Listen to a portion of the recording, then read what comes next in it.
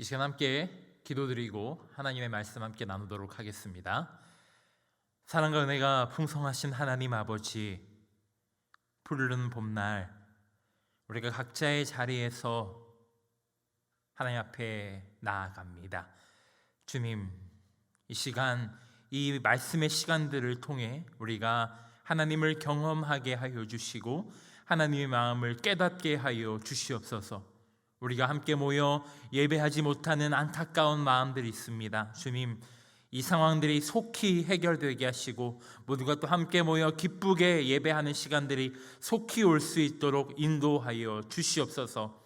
이 시간 함께 각자의 자리에서 말씀으로 예배하는 이들에게 주님 함께 하여 주사 성령의 임재로 말미암아 마음이 주님 앞에 나아가게 하여 주시고, 또 각자의 삶의 상황들이 있습니다. 그 삶의 상황들 주님께서 모두 아시오니 주의 말씀을 통해 힘없고 하나님 앞에 마땅히 감당할 수 있는 능력을 주님 허락하여 주시옵소서. 모든 것 가운데 주님의 은혜를 구하며 예수님의 이름으로 기도드립니다.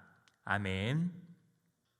이 시간 함께 나눌 말씀은 신약성경 야고보서 1장 9절에서 11절까지의 말씀입니다. 신약성경 야고보서 1장 9절에서 11절까지의 말씀입니다.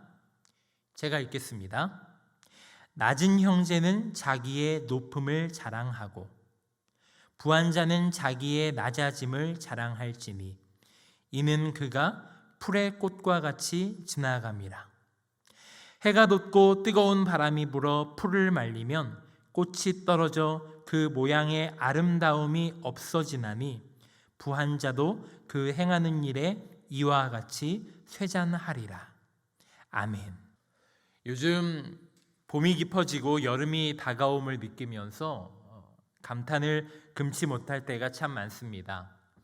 왜냐하면 자연이 가지고 있는 아름다움이 유난스러울 정도로 아름다워 보이기 때문입니다.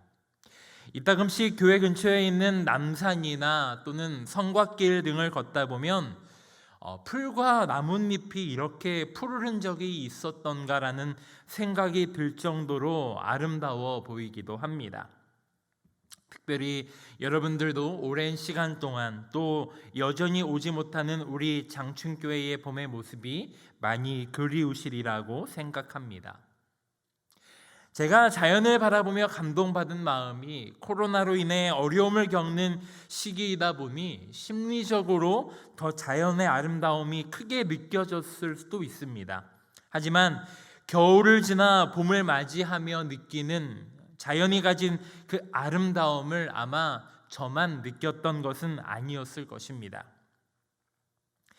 자연이 참 아름답다 느껴지지만 그 아름다움만큼이나 우리의 인생에도 아름다운 순간들이 참 많이 있습니다.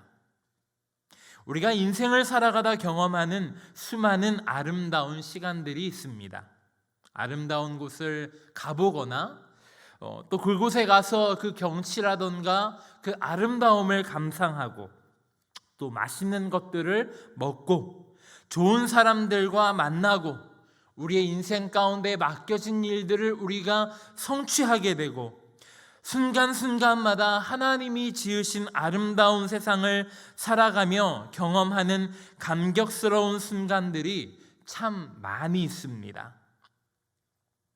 하지만 그와는 다르게 우리 인생에서 경험하게 되는 고통스러운 순간들 또한 참 많이 있습니다. 죄의 결과물이요, 죄로 물든 인간이 세상을 살아가며 경험할 수밖에 없는 일입니다. 주께서는 우리에게 감당할 만한 시험을 주신다고 하시기에 그 많은 일들이 감당할 만한 일들이고 감당할 만한 결과물로서 받아들이게 된다면 좋겠지만 그렇지 못한 것이 우리의 한계요, 대부분의 순간들은 죄 아래에 빠져서 그것이 좋은 줄 알고 머물고 있는 우리의 연약한 삶의 모습이 있는 줄을 우리가 잘 알고 있습니다. 오늘 함께 읽은 말씀은 야고보가 자신의 글을 읽는 이 초대교회 성도들이 교회가 박해받는 시대 속에서 무엇을 붙잡아야 할지 권면하는 내용 중 일부로 믿는 자들이 타락한 세상 속에서 살아갈 때, 특별히 믿는 자로서 어려움을 당할 때에 하나님으로부터 주어진 올바른 가치를 따라갈 것을 요구합니다. 오늘 본문을 통해 야고보는 우리에게 한 가지 요구를 하고 있습니다. 9절과 10절 상반절까지 함께 읽어보도록 하겠습니다. 제가 읽겠습니다. 낮은 형제는 자기의 높음을 자랑하고 부한 자는 자기의 낮아짐을 자랑할지니. 낮은 형제는 자기의 높음을 자랑하라. 그리고 부한 자는 자기의 낮아짐을 자랑하라고 권면합니다. 이 말씀에 여러분 반복되면서 강조되고 있는 단어가 무엇입니까?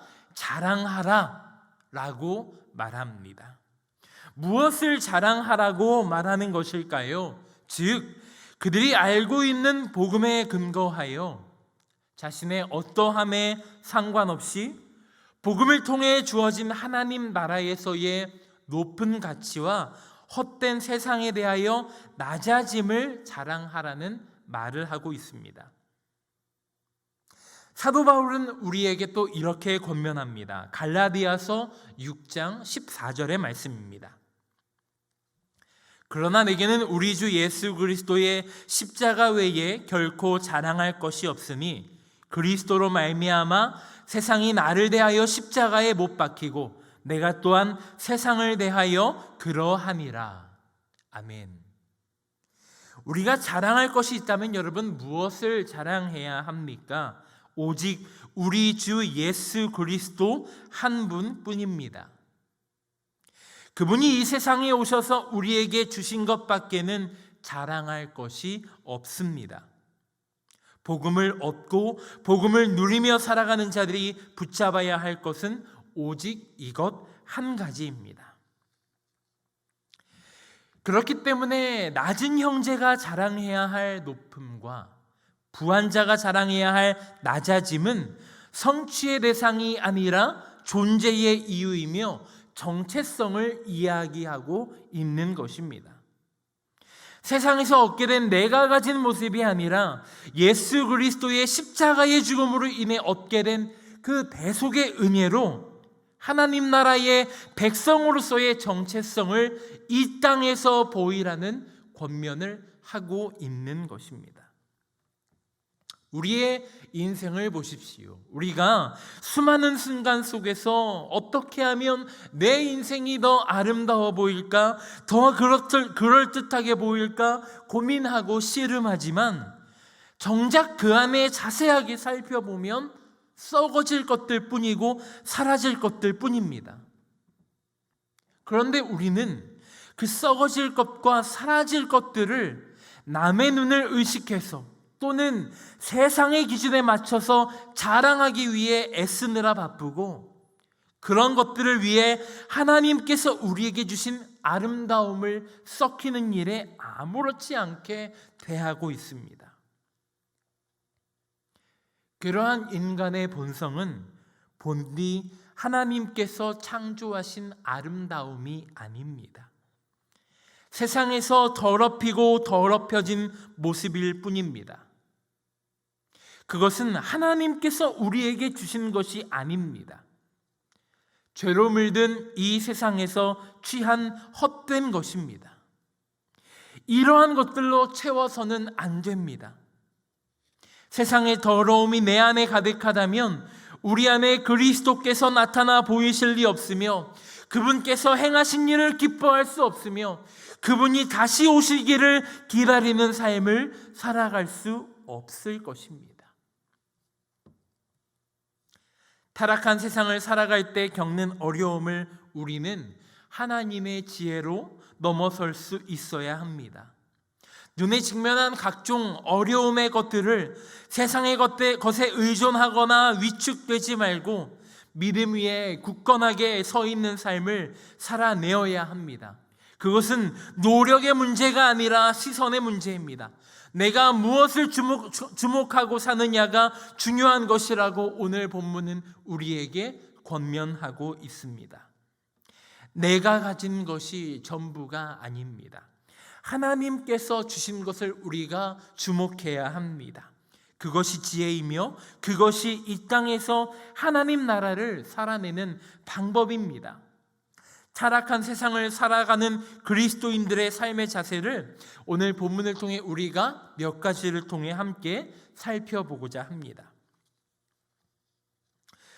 우리가 세상을 살아가며 그리스도인으로서 먼저 기억해야 할 것이 있다면 죄의 결과는 모두 사라진다는 것입니다.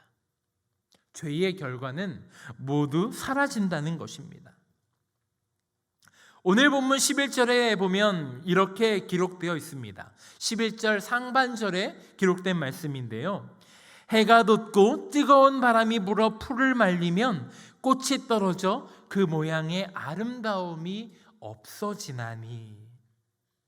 제가 서두에도 말씀드렸습니다만 요즘 여러분 자연이 얼마나 아름다운지 모릅니다. 풀과 잎이 너무나 푸르고요, 군데군데 피어난 야생화도 얼마나 아름다운지 모릅니다. 하지만요, 그것이 여러분 얼마나 갑니까? 그리 오래 가지 않는다는 것을 우리는 잘 알고 있습니다.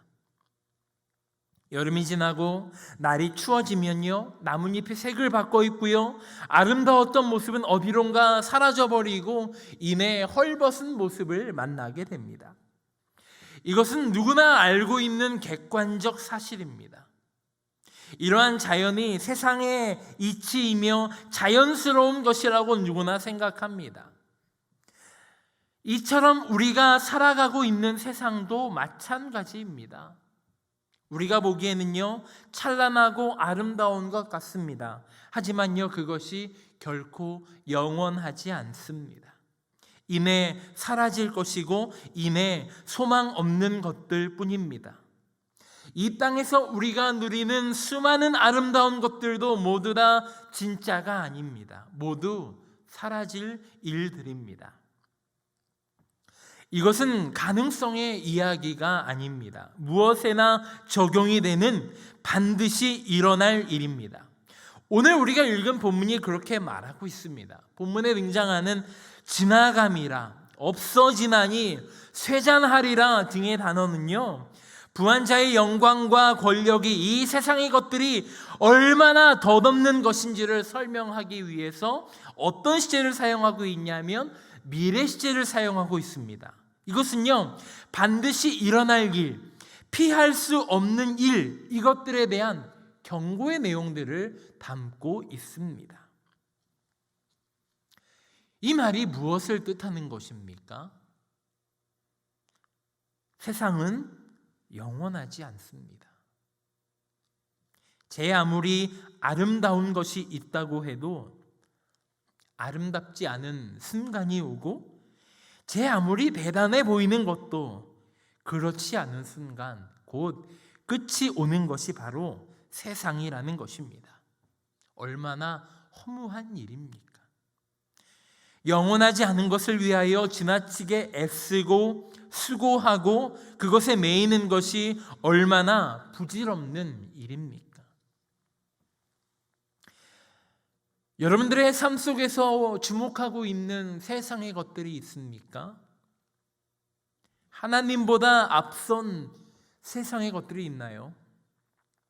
하나님이 아닌 다른 세상의 어떤 것이 주임 행세하고 있는 것은 아닙니까? 그것은 모두 하나님께서 여러분들에게 맡기신 것들이지만 분명한 것은 모두 없어질 것들이라는 것입니다. 하나님께서 우리에게 맡기신 것을 넘어 썩어질 것에 의존하고 매이는 것은 하나님의 마음이 아니라는 것을 발견하는 은혜가 있기를 축원합니다. 모두가 썩어집니다. 모두가 없어지고 사라집니다. 그것은 분명합니다. 하지만요, 남아있는 존재가 있습니다. 썩지 않고 사라지지 않는 존재가 있습니다. 영원을 누릴 존재가 있습니다. 타락한 세상에 머물고 있지만, 제한된 시간을 살아가고 있지만, 분명 아름다우며 영원한 순간들을 경험하도록 성경에 약속된 대상이 있습니다. 그것이 누구입니까? 바로 하나님의 형상대로 지음을 받은 저와 여러분, 바로 예수 그리스도를 통한 하나님의 구원을 입은 사람들입니다. 죄로 물든 세상을 살아가면서 우리가 기억해야 할 두 번째 내용은요, 성도는 영원을 꿈꾸어야 한다는 것입니다. 하나님께서는 죄 있기 전에 사람을 지으셨습니다. 사람을 지으시며 사람을 통해 즐거워하기 원하셨고, 사람을 통해 영광받기를 원하셨습니다.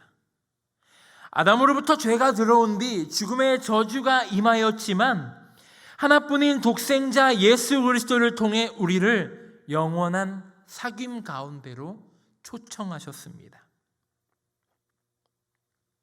죽음의 저주가 우리에게 임하였기에 우리가 늙고 병들고 세상에서 수많은 어려움을 경험하며 살아갑니다. 원치 않는 환난을 경험하기도 합니다. 이대로 모든 것이 끝나버리진 않을까 하는 그런 절망적인 순간들도 분명히 맞닥뜨리기도 합니다. 그럼에도 불구하고 이 모든 것들을 넘어서 우리가 소망을 품을 수 있는 이유가 있다면 바로 여기에 있습니다. 고린도전서 15장 22절에서 24절까지의 말씀입니다. 아담 안에서 모든 사람이 죽은 것 같이 그리스도 안에서 모든 사람이 삶을 얻으리라. 그러나 각각 자기 차례대로 되리니 먼저는 첫 열매인 그리스도요, 다음에는 그가 강림하실 때에 그리스도에게 속한 자요, 그 후에는 마지막이니 그가 모든 통치와 모든 권세와 능력을 멸하시고 나라를 아버지 하나님께 바칠 때라. 아멘. 세상 만물이 썩어지고 없어지고 그 존재마저 죄로 인해 희미해지고 인간인 우리들에게도 암흑과 같은 죽음이 찾아왔지만, 우리에게 주어진 것은 사라져 희미해져 버릴 죽음이 아닌 먼저는 첫 열매인 그리스도요, 다음에는 그가 강림하실 때에 그리스도에게 속한 자라는 이 사실이 오늘을 살아가며 오늘을 경험하며 애쓰고 있는 자들에게 다시금 피어날 아름다움으로 주어지기 때문인 것입니다.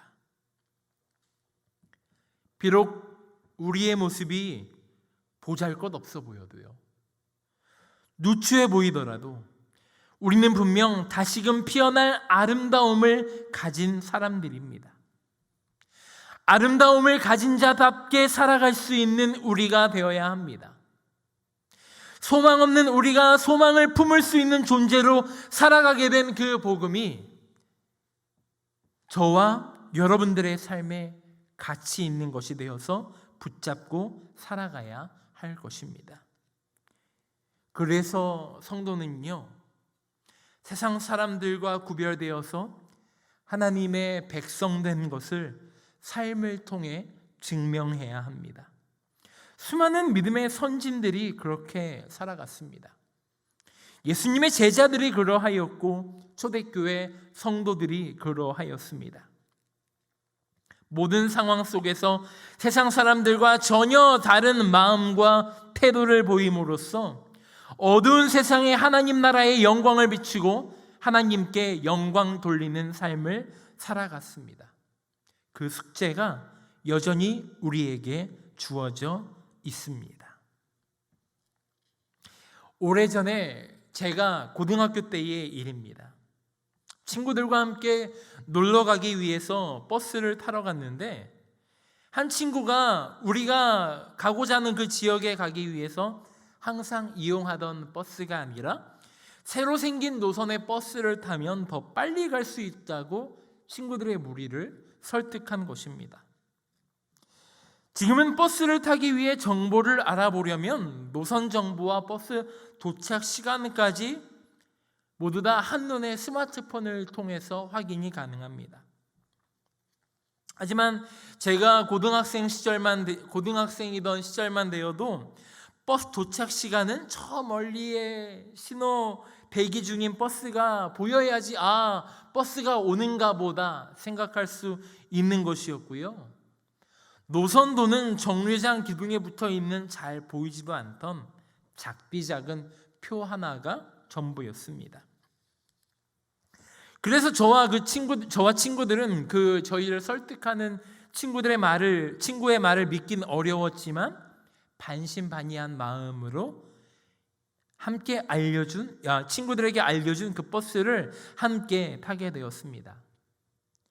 버스를 타고 가는 동안에는 친구에게 이거 돌아가는 거 아니냐, 더 오래 걸리는 것 같다는 등의 핀잔을 주면서 의심의 마음을 가지고 있었지만 버스가 저희가 가고자 하는 지역에 도착한 뒤에는 친구의 말대로 평소에 이용하던 버스보다 빨리 도착한 덕분에 모두가 함께 즐거워했던 기억이 어렴풋이 있습니다. 저는 이 세상에서요, 하나님 나라를 꿈꾸는 사람들의 역할이 새로운 노선을 알려준 오래전 그 친구의 역할과 같다고 생각합니다. 경험해보지 못한 것을 알려주고 그 새로운 것을 통해 소망 없는 인생에 유익이 있다는 것을 경험하게 해주는 것을 말입니다. 그러나 세상에서 믿음 가지고 신실하게 살아가고 싶지만 그것이 우리의 마음 같지 않은 것은 누구에게나 있는 일입니다. 혼자선 더욱 어려운 일입니다. 그래서 우리에게는 공동체가 중요합니다. 내가 바라보는 곳을 함께 바라보는 공동체와 더불어 이 땅에서 하나님 나라를 누리며 영원을 바라보아야 합니다. 그래서 오늘 본문을 통해 우리가 마지막으로 함께 기억했으면 하는 내용은 공동체와 함께 영원을 바라보아야 한다는 것입니다. 소망 없고 망가진 사람들 투성이지만 영혼을 꿈꾸며 살아가는 자들이 모인 곳이 바로 교회입니다. 죽을 수밖에 없지만, 썩어질 수밖에 없지만, 그럼에도 불구하고 다시 주께서 오시리라 믿음으로 고백하며 이 소망 없는 세상에 다시 피어날 아름다움을 함께 경험하여 보겠노라고 믿음으로 고백하는 자들이 바로 교회입니다. 여러분들의 일상에서 그 교회됨을 확인하시며 살아가는 은혜가 있기를 주님의 이름으로 부탁드립니다. 시대적인 어려움으로 인해 우리가 모이지 못하고 원활하게 예배드리지 못하는 어려움이 있지만 우리가 이렇게 장춘 교회로서만 영혼을 함께 경험하는 교회가 되는 것은 아닙니다. 가깝게는 가족이 교회가 되고 함께 신앙을 나누는 지인과 교회가 되고 함께 삶을 나누는 이들과 교회가 되어 살아갈 수 있습니다. 또 현재는 충분하게 모일 수 없지만 우리가 함께 또 모여서 함께 하나님의 나라를 꿈꾸며 나아가는 그날을 우리가 또한 기대하며 나아가야 할 것입니다. 그런 자신들에게 우리가 이 질문을 끊임없이 던져보았으면 좋겠습니다. 나는 교회를 잘 다니고 있는가? 이 질문이 아닙니다.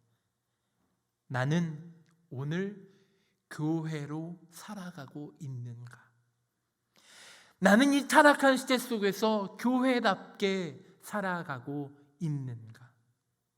어쩌면 이 질문이 야고보가 오늘 본문을 통해 이 글을 읽고 있는 사람들에게 하는 권면의 말이 아닐까 하는 생각도 들기도 합니다.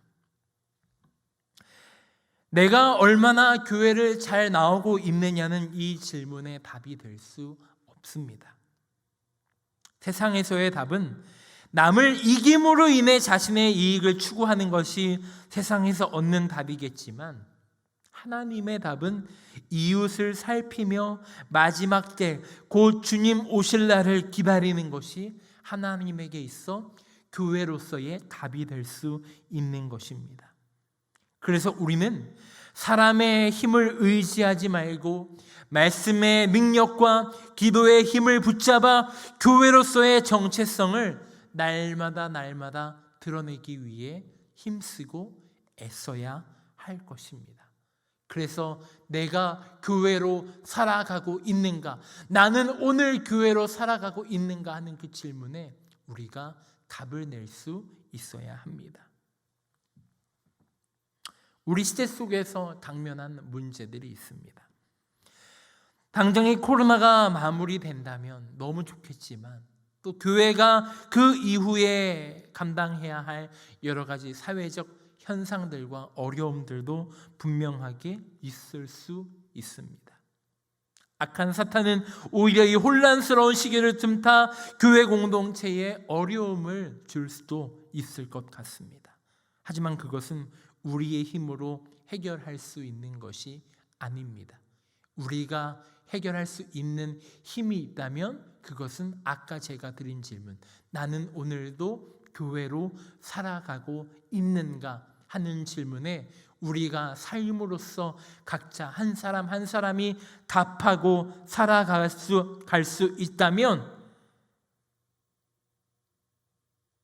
나의 머리를, 교회의 머리를 예수 그리스도로서 고백하며 이 땅에서는 어려움을 경험할지 몰라도 우리의 머리 대신 그리스도를 온전히 인정하고 고백한다면 험악한 세상 속에서도 낮은 자의 높음을, 높은 자의 낮음을 드러낼 수 있을 것입니다. 그것이 교회이며 그것이 영원한 삶으로 나아가는 것임을 기억하는 저와 여러분 되시기를 주님의 이름으로 축원합니다. 말씀을 마치겠습니다. 사랑하는 우리 장춘교회 성도 여러분, 여러분들의 이 세상에서의 삶은 어떻습니까? 낮음 속에 있습니까? 혹은 부함 속에 있습니까?